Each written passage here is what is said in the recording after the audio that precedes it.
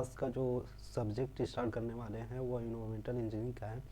आप अपने quantum open कर लीजिए और फर्स्ट यूनिट से मैं स्टार्ट करने जा रहा हूँ। जो हमारा फर्स्ट यूनिट है demands and transmission of water है। यह हमारा सब्जेक्ट कंटेंट्स है, मतलब फर्स्ट यूनिट का सिलेबस है। यहाँ पे हम देख सकते हैं टोटल 9 पार्ट्स हैं। हम पार्ट्स बाई पार्ट्स पढ़ेंगे। तो सबसे पहले जो हमारा पहला क्वेश्चन है, यहाँ पे हम देख सकते हैं हमारा जो पहला जो क्वेश्चन है, right A short notes on fresh water. Fresh water पे आपको शॉर्ट नोट्स लिखने हैं, उसका कंटेंट लिखना है। तो आप क्या करिए, एक सही पैटर्न में लिखिए। सबसे पहले आप डिफिनीशन लिखिए, डिफिनीशन डिफिनीशन उसके बाद से आप लिखिए कि सोर्स क्या है, फ्रेश वाटर के सोर्स क्या हो सकते हैं। फिर उसके बाद से लिखिए एडवांटेजेस, एडवांटेजेस फिर उसके बाद से आप लिखिए डिसएडवांटेजेस। इस तरह आप इसमें आप सही प्रॉपर फॉर्मेट्स में लिखेंगे तो और अच्छा मार्क्स से स्कोर कर सकते हैं। डिफिनीशन में आप यही लाइन लिखिए, fresh water is any natural occurring water except sea water and blackish water. यहाँ पे आप देख सकते हैं ब्लैकिश वाटर जो है वह बेसिकली वेस्ट वाटर है। उसके बाद से सोर्सेज क्या हो गए, सोर्सेज हमारा जो हो गया रेन वाटर हो गया, रिवर्स हो गए, ग्राउंड वाटर हो गया, ये सब हमारे सोर्सेज हैं फ्रेश वाटर के। एडवांटेजेस एंड डिसएडवांटेजेस आप इस यह पढ़ के कंटेंट आप लिख सकते हैं। अब नेक्स्ट क्वेश्चन जो हमारा है, हम नेक्स्ट क्वेश्चन देखते हैं। नेक्स्ट क्वेश्चन जो हमारा है, what are the various purposes for which water is required, what do you mean by water demand, what are various types of water demand। Basically water तो जो डिमांड है पर व्यक्ति कितना एक दिन में वाटर यूज कर लेता है, वो उसी को हम बोलते हैं वाटर डिमांड। कि डोमेस्टिक वाटर क्या है, डोमेस्टिक वाटर क्या है कि जो हम घरों में जो जितना भी वाटर यूज करते हैं उसी को डोमेस्टिक वाटर बोलते हैं। As per the I S code हमारा जो स्टैंडर्ड माना गया है 135 litre per day per capita है।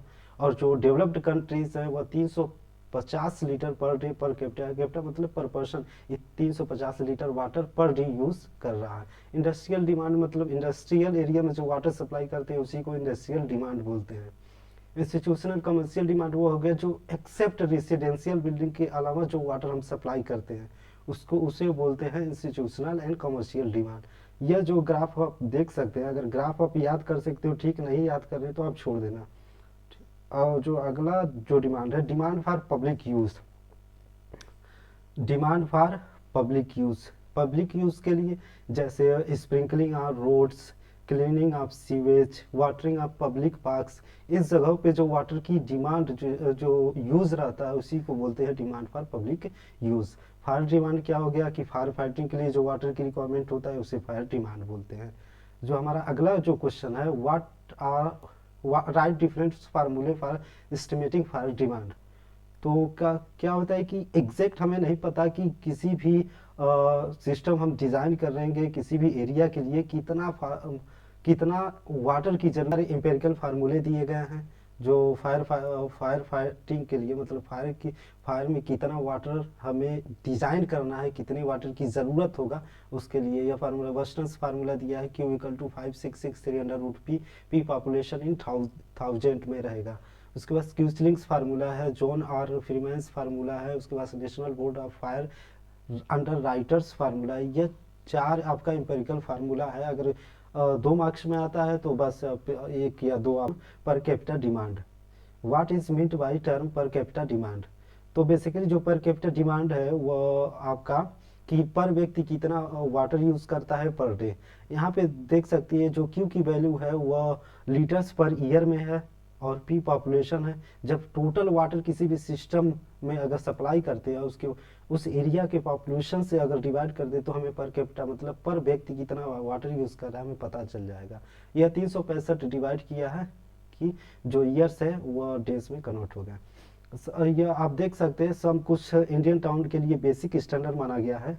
यहाँ पे देख सकते हैं कि डोमेस्टिक पर्पज़ के लिए 135 litre per capita per day है, फिर इंडस्ट्रियल यूज़ के लिए 40 है, पब्लिक यूज़ के लिए 25 है, फायर डिमांड के लिए 15 लीटर्स माना गया, लॉसेज वेस्टेज एंड थेफ्ट्स के लिए 55 लीटर्स माना गया है।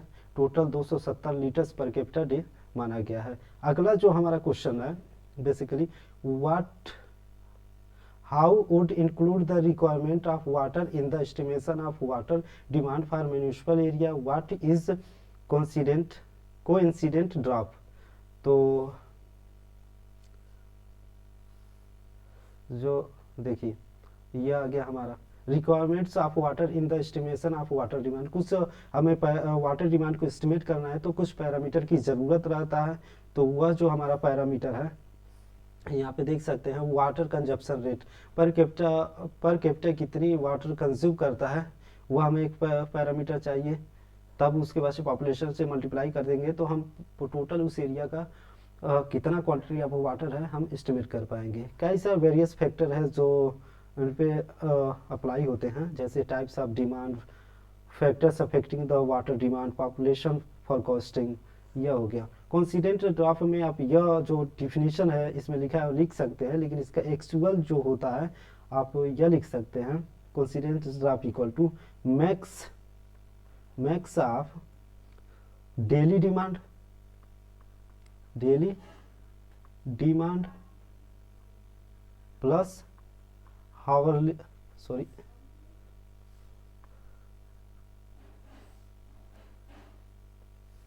प्लस फायर डिमांड, और यहाँ पे जो होता है हावरली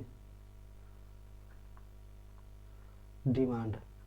इन दोनों में से जो मैक्सिमम होगा वह हमारा हो जाएगा कोइंसिडेंट ड्राफ्ट। ये हम लेते हैं न्यूमेरिकल वैल्यू में, यही वैल्यू हम सेलेक्ट करते हैं। नेक्स्ट जो हमारा अगला क्वेश्चन है, discuss various factors which affect the rate of demand. कई सारे ऐसे फैक्टर्स हैं जो हमारे रेट ऑफ डिमांड जितना भी हम एस्टिमेट करेंगे उसको अफेक्ट कर देंगे। तो यहाँ पे हम देख सकते हैं फर्स्ट जो चीज़ है क्लाइमेटिक कंडीशन। क्लाइमेटिक कंडीशन क्या हो गया कि जैसे गर्मी का टाइम है, गर्मी के टाइम में ज़्यादा वाटर की ज़रूरत रहता है और कोल्ड टाइम में कम वाटर की ज़रूरत है। तो ऐसे भी ये दोनों फैक्टर इफेक्ट कर देते हैं हमारे वाटर डिमांड को। साइज ऑफ कम्युनिटी पे भी डिपेंड करता है, अगर पॉपुलेशन उस एरिया का ज़्यादा है तो वाटर कंजप्शन भी ज़्यादा होगा। Living standard of the public of the people, कुछ लोगों की अगर लिविंग स्टैंडर्ड काफ़ी हाई है तो जो वाटर कंजप्शन है वो काफ़ी हाई रहेगा। इंडस्ट्रियल कमर्शियल एक्टिविटीज़ के लिए अगर activities commercial and industrial area का हाई है तो वाटर डिमांड भी, वाटर कंजप्शन भी हाई रहेगा।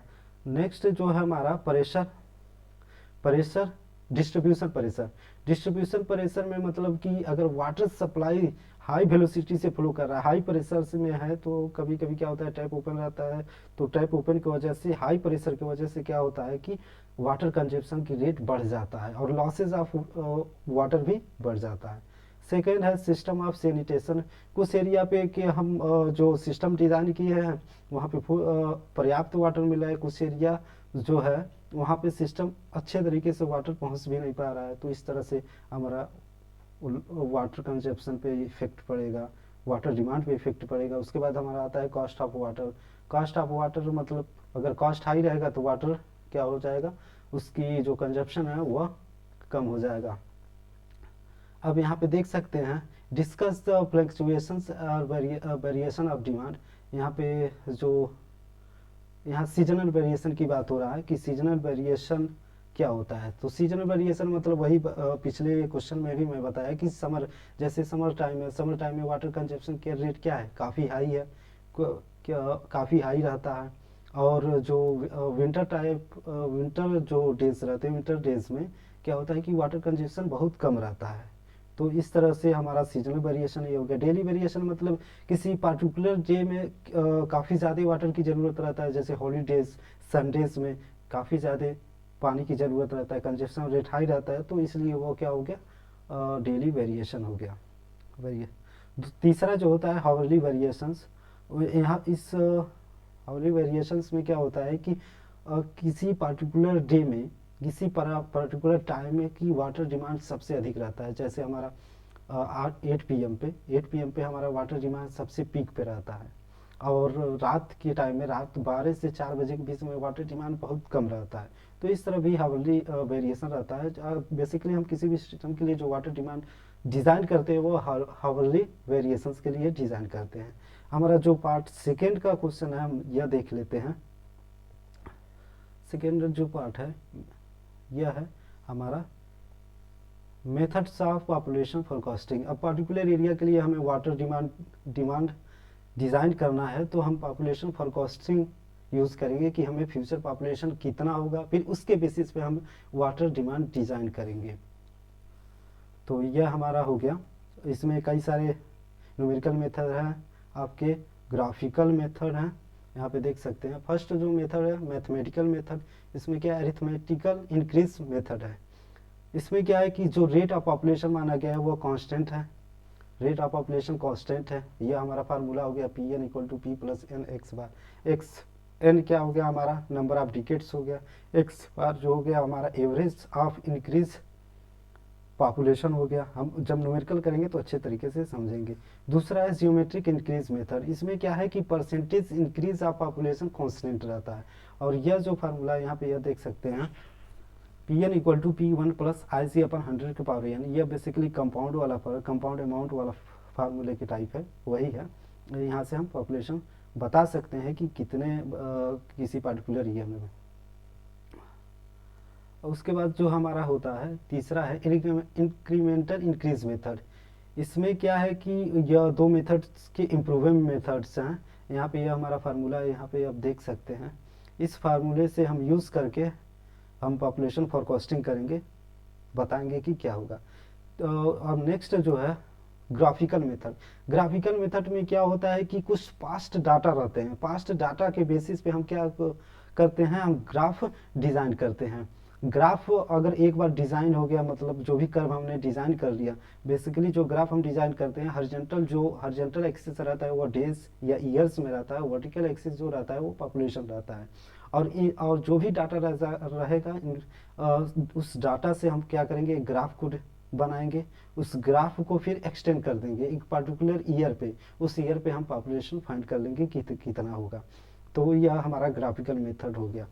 और जो यह हमारा मास्टर प्लान मेथड है, बेसिकली मास्टर प्लान मेथड में क्या होता है कि इसमें बताया गया कि हम एक प्लान तैयार करेंगे जिसमें रेसिडेंशियल, इंडस्ट्रियल, कमर्शियल जोन, अलग अलग जोन को डिवाइड करेंगे। अलग अलग जोन में कितनी डेंसिटीज़, मतलब कितनी पॉपुलेशन है, कितनी वाटर की ज़रूरत है, वह सब हम एक मास्टर प्लान, मतलब एक मास्टर प्लान पे हर चीज़ हम डिस्क्राइब कर देंगे, बता देंगे। फिर एक बार मास्टर प्लान तैयार हो गया, फिर उसके बेसिस पे हम डिज़ाइन करेंगे कि कितना वाटर की ज़रूरत हमें है पर्टिकुलर एरिया में।